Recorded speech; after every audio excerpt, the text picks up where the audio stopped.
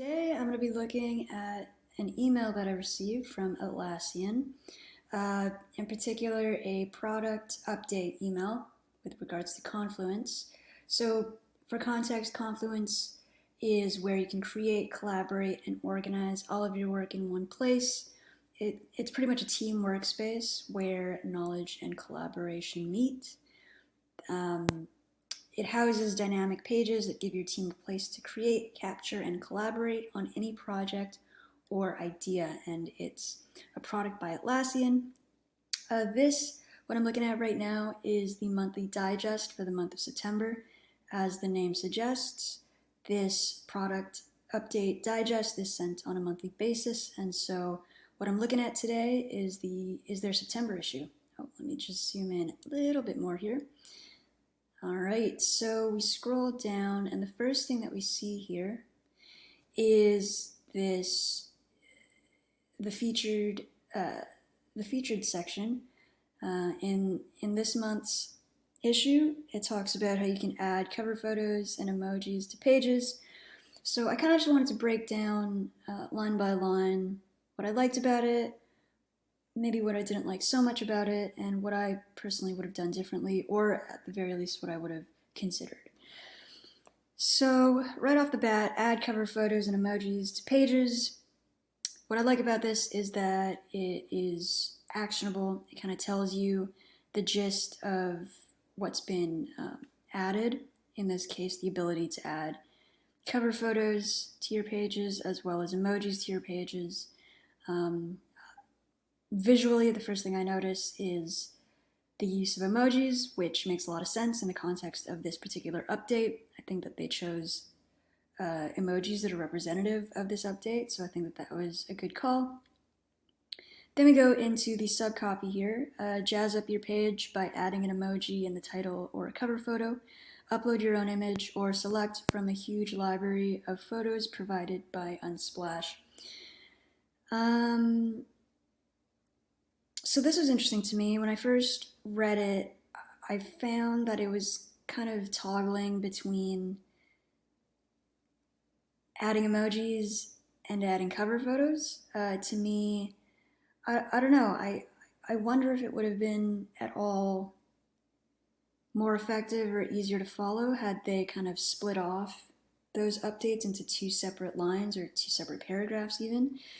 Because to me, it starts off by saying that you can do these two things, and then it goes into the images, but then also the emojis. So to me, I don't know if they're trying to accomplish too much in one area. So one thing I probably would have thought about is to kind of split those off into two separate statements. And then we see this cheeky line of, or don't, and keep your pages boring, winky face. So yeah, I have a couple thoughts on this.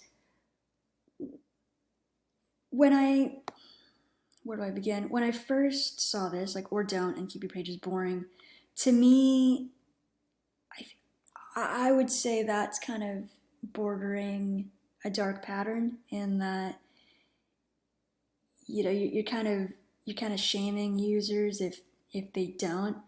And I get it, like, it's meant to be pretty cheeky, and I think the saving grace of this whole thing is the winky face, because if the winky face weren't there, I think the tone of it would have been far more, I hesitate to say offensive. I mean, I don't know if that's a bit too extreme, but I certainly think that the winky face is kind of what softens it a little bit, or what softens the blow. So that would be that would be my thought there. On to the next section here, an even easier way to create pages. You can now intuitively create pages and blogs directly in the space you want. Simply select the plus button in the sidebar next to pages or blog to get started, see it in action. So the one thing that kind of caught my eye was this word intuitively. I think that it probably could have done without that word. I think that's for the users to say, if you know what I mean. Moving on to this other section, Atlassian course and badge, Confluence Fundamentals. Are you a Confluence newbie or looking to brush up on your skills? In just 90 minutes, learn how to create engaging and collaborative content. Confluence, take the free course. To me, what stood out was in just 90 minutes. So just kidding. Let me just go back. Where did I go? Sorry. Slip of the click, classic. Sorry about that, folks. Let me just scroll back down here. Where was I? Okay, in just 90 minutes. So my issue here is, I don't, everybody has a different concept of time, but to me and my internal clock, 90 minutes doesn't, just in 90 minutes to me is a bit, I would say,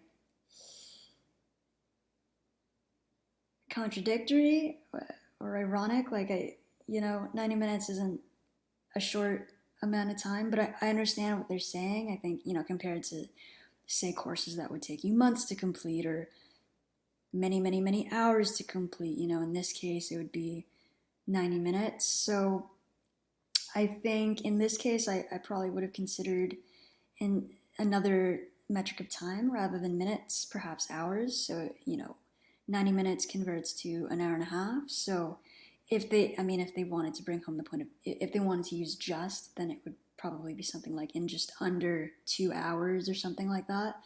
At least 2 versus 90, that to me, I think would pair a little bit better with the word, following the word just. Moving on to the next one, how-tos for meatless with Confluence. Hear from real Confluence users on how to go meatless with Confluence, plus learn how to supercharge your project and team collaboration. I don't have too much to say about this one. I mean, I don't know. I get it. Like they're trying to use this play on words of like meatless, but I don't know. To me, I think I would have expected some sort of meat or vegetable pun or connection to kind of tie it together, because on its own, I question the necessity of it, like without any, like I said, like if there's no kind of follow up to the punch, I feel like it's the punchline, but only the punchline without anything around it. So to me, there was a bit of meat lacking. Thank you. I'm here all day. Moving along, Collaboratory, a Confluence webinar series. We know team collaboration can be tough. That's why we created the series. Each episode dives into how they can help your team be most successful. Not too much to critique here. One thing that I really liked is this recognition that they know team collaboration can be tough. And so I think opening with that sense of empathy and understanding, that shared sense of understanding, I think is a really strong way to show your users that you understand what they're going through and what they're experiencing, and you know where they're coming from. So I thought that was really well executed there. Squashing pesky bugs. So we get to the end of this email campaign here, and it ends with this update on bugs that have been addressed. I'll circle back to this, but let me just dive into. Just remind me later. Let me just skip to the subcopy here. One thing I probably would have could have gone without is this line about our incredible customers. I mean, I think that's it's nice, but also, do you really need to state that? I'd like to believe we know that we're already pretty incredible customers. So yeah, I just, in the spirit of keeping things short and concise, I think it could have done without that. I think there's a time and a place to kind of shower your customers with compliments like that, and I'm not sure that it was really necessary here. So going back to this title here, Squashing Pesky Bugs. So one thing that I like is the use of this ladybug emoji here, and I think it goes quite well with the accompanying graphic. But what I can't help but notice is when you scroll, above to look at the previous updates here, none of them have them. Just the first and the last. And so I don't know if it was intentional in that they wanted to use emojis as kind of a bookend for their whole campaign here, but to me, I think it would have been nice had they added emojis to each of them just for consistency. I mean, yeah, they easily could have. I'm sure they easily could have found relevant emojis for each. Like if I were them, I would have used maybe the page, like the document looking emoji here and here. It's about a course, so perhaps either a backpack or the library, the stack of books, that emoji. This one has to do with meetings, so meetings, perhaps the calendar emoji would have been nice here.